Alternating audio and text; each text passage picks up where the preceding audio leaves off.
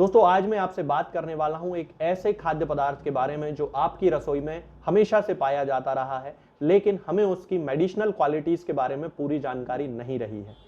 हिंदी भाषा में उसको लहसुन कहा जाता है और बॉटेनिकली इसे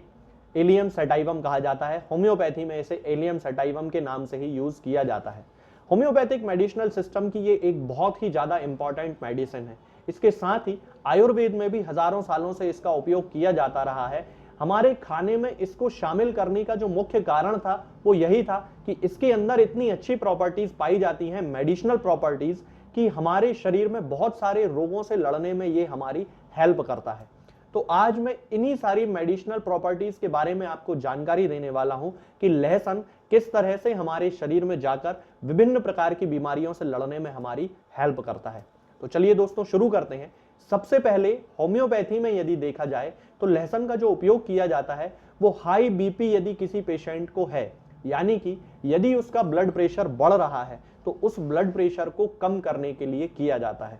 बहुत सारी क्लिनिकल प्रैक्टिस में ये देखा गया है, यानी कि बहुत सारे क्लिनिकल रिसर्च इस पर किए गए हैं और उसमें ये देखा गया है कि जिन लोगों का बीपी एकदम से शूट आउट करता है, यानी कि एकदम से 160 170 तक पहुंच जाता है, उन लोगों को यदि तुरंत ही एलियम सटाइवम का मदर टिंचर 40 बूंद आधे कप गुनगुने पानी में मिलाकर दिया जाए तो उनका जो बीपी है वो तुरंत नॉर्मल होना, कम होना शुरू कर देता है। ऐसा हमें कुछ कुछ समय के अंतराल पे करना पड़ता है और उनके बीपी को मॉनिटर करते रहना पड़ता है ताकि ये पता चल जाए कि बीपी जो है वो नॉर्मल हुआ या नहीं।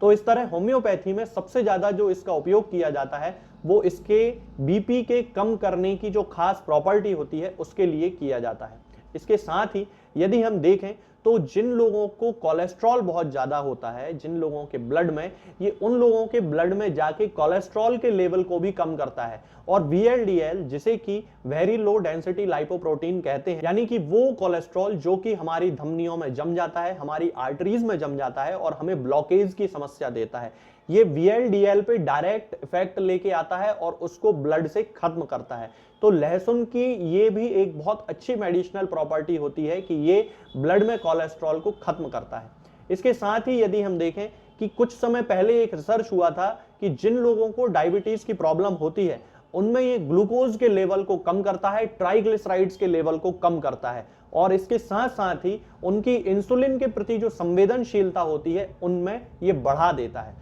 तो यदि हम देखें तो इसका उपयोग डायबिटीज के पेशेंट्स में भी किया जा सकता है बहुत ही सक्सेस के साथ। बहुत सारे डॉक्टर्स जो आयुर्वेद में होते हैं वो लोग डायबिटीज के पेशेंट्स को लहसुन खाने की सलाह देते हैं, क्योंकि डायबिटीज हुआ, कोलेस्ट्रॉल हुआ, बीपी हुआ, ये सारी जो चीजें हैं ये हमारी लाइफस्टाइल से ओरिजिनेट होती हैं, यानी कि हमारी जीवन शैली में कुछ ऐसे, खान पान में कुछ ऐसे परिवर्तन आते हैं जिसके कारण ये बीमारियां होती हैं। तो यदि हम एक सामान्य खाने के रूप में लहसुन को अपने भोजन में शामिल करते हैं तो निश्चित रूप से हमें इन सारी बीमारियों से लड़ने में बहुत ही ज्यादा फायदा मिलता है।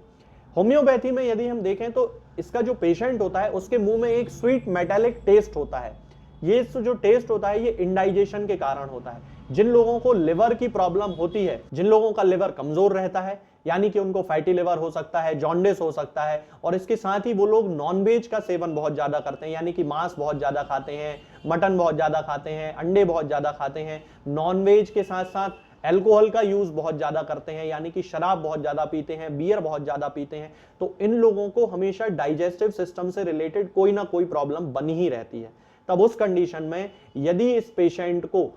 एलियम सटाइवम का मदर टिंचर 10-10 बूंद दिन में 3 बार आधे कप या 1 कप पानी में मिलाकर दिया जाए, ये पानी गुनगुना होना चाहिए, तो इन पेशेंट्स के जो सिम्टम्स होते हैं, जो इंडाइजेशन की प्रोसेस उनमें होने लगती है वो खत्म हो जाती है। जो लिवर उनका फैटी होने लगता है वो धीरे धीरे कंट्रोल होने लगता है, लिवर उनका अच्छे से काम करना शुरू कर देता है। तो एलियम सटाइवम इंडाइजेशन के लिए भी एक बहुत अच्छी मेडिसिन मानी जाती है। इसके अलावा यदि हम देखते हैं कि मौसम में जब जब बदलाव आता है तो बहुत सारे लोगों को सर्दी जुकाम होने की प्रॉब्लम होने लगती है। तो दोस्तों इसके लिए बिल्कुल भी जरूरी नहीं है कि आप हर बार अंग्रेजी दवाइयों का सेवन करें, एलोपैथिक दवाइयों का सेवन करें, एंटीबायोटिक्स का सेवन करें। इसके लिए हम अपने खाने में लहसुन को शामिल करके भी अपनी इस बीमारी को ठीक कर सकते हैं। चूंकि लहसुन में एंटीबैक्टीरियल, एंटी फंगल, एंटीऑक्सीडेंट्स गुणों की भरमार होती है। तो ये जब हम अपने खाने में शामिल करते हैं तो हमारी बॉडी में ये जाकर और WBC यानी कि हमारे शरीर को रोगों से लड़ने की क्षमता बढ़ाने वाली कोशिकाएं, जिन्हें श्वेत रक्त कणिकाएं या व्हाइट ब्लड सेल्स कहा जाता है, उनकी मात्रा को बढ़ाती हैं। और छोटे छोटे जो इन्फेक्शन बार बार मौसम के परिवर्तन में होते हैं, सर्दी जुकाम होता रहता है, स्किन इन्फेक्शन होने लगते हैं, ये सारे इन्फेक्शन को खत्म करने की शक्ति हमारे शरीर को प्रोवाइड कराता है। इसलिए लहसुन का उपयोग इन लोगों में जरूर किया जाना चाहिए जिनमें कि बार बार किसी ना किसी इन्फेक्शन के कारण उनको कोई ना कोई प्रॉब्लम होती रहती है। इसके अलावा दोस्तों, जिन लोगों को हड्डियों से रिलेटेड प्रॉब्लम होती है, जैसे कि उनकी हड्डियां कमजोर होने लगती हैं, उम्र के साथ साथ उनमें दर्द होने लगता है, घुटनों में बहुत ज्यादा लोगों को दर्द होने लगता है, कई लोगों को गठिया की शिकायत हो जाती है, रूमेटिक आर्थराइटिस की शिकायत हो जाती है, उन लोगों के लिए भी एलियम सैटाइवम यानी कि लहसुन बहुत ज्यादा हेल्प करता है। और उनके जो दर्द की समस्याएं होती हैं, यानी कि उनको घुटनों में दर्द होता है, जोड़ों में दर्द होता है, गर्दन में दर्द होने लगता है, हाथों की उंगलियों में दर्द होने लगता है, तब इन कंडीशंस में लहसुन के उपयोग से न केवल दर्द में राहत मिलती है, बल्कि इसमें पाई जाने वाली एंटी इंफ्लेमेटरी जो प्रॉपर्टीज होती हैं वो जोड़ों में आई हुई सूजन को भी कम करती हैं। इसके अलावा दोस्तों, लहसुन में पाई जाने वाली एंटी फंगल प्रॉपर्टीज हमें बहुत सारे प्रकार के फंगल इन्फेक्शन से बचाती हैं। जिन लोगों को बार बार कोई फंगल इन्फेक्शन हो जाता है, उनके नाखूनों में इन्फेक्शन हो जाता है, पैरों की जो उंगलियां होती हैं उनके जो सेंटर पार्ट होता है, दो उंगलियों के बीच का जो हिस्सा होता है, उनमें कभी इन्फेक्शन हो जाता है, रिंगवर्म की जिन लोगों को प्रॉब्लम होती है, उन लोगों को अपने खाने में लहसुन को शामिल जरूर करना चाहिए, क्योंकि इसमें पाई जाने वाली एंटी फंगल प्रॉपर्टीज रोगों से लड़ने की क्षमता व्यक्तियों में प्रदान करती हैं। इसके अलावा बहुत सारे रिसर्च में यह भी पाया गया है कि हल्दी के साथ यदि लहसुन का यूज किया जाता है तो कैंसर से जैसी बीमारियों से लड़ने में भी हमारा शरीर सक्षम होता है। तो लहसुन का उपयोग जिन लोगों के परिवार में कैंसर की हिस्ट्री है, उन्हें तो अपने खाने में जरूर करना चाहिए। इसके अलावा यदि हम देखते हैं कि लहसुन का उपयोग गैस और एसिडिटी की बहुत ज्यादा प्रॉब्लम होती है, उनमें भी किया जाना चाहिए, क्योंकि ये हमारे शरीर में, जैसा कि मैंने अभी आपको थोड़ी देर पहले बताया था, कि ये इंडाइजेशन को खत्म करता है। तो गैस और एसिडिटी से संबंधित जो प्रॉब्लम्स होती हैं, तो उनमें लहसुन मरीजों को बहुत ही ज्यादा राहत देता है। इसके अलावा दोस्तों, वे महिलाएं जिनमें बार बार योनि में संक्रमण हो जाता है, यानी कि वेजाइनल इन्फेक्शन उनको बहुत ज्यादा होता है, उन लोगों में एलियम सैटाइवम का मदर टिंचर 10-10 बूंद दिन में 3 बार आधे कप या 1 कप पानी में मिलाकर देना चाहिए। इससे उनके शरीर में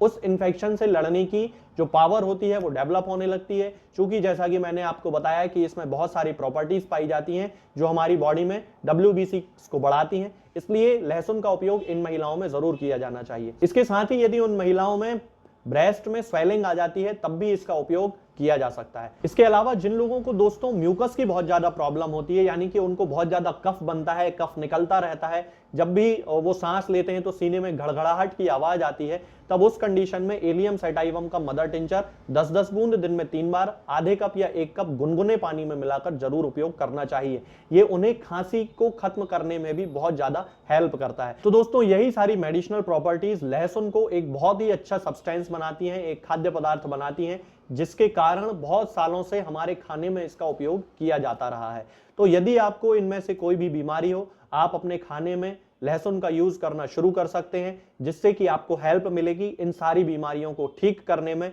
और किसी भी प्रकार के इन्फेक्शन से लड़ने में। आज के लिए फिलहाल इतना ही। आगे के वीडियोस में मैं आपसे बात करूंगा कुछ नई बीमारियों के बारे में और उनकी होम्योपैथिक दवाओं के बारे में।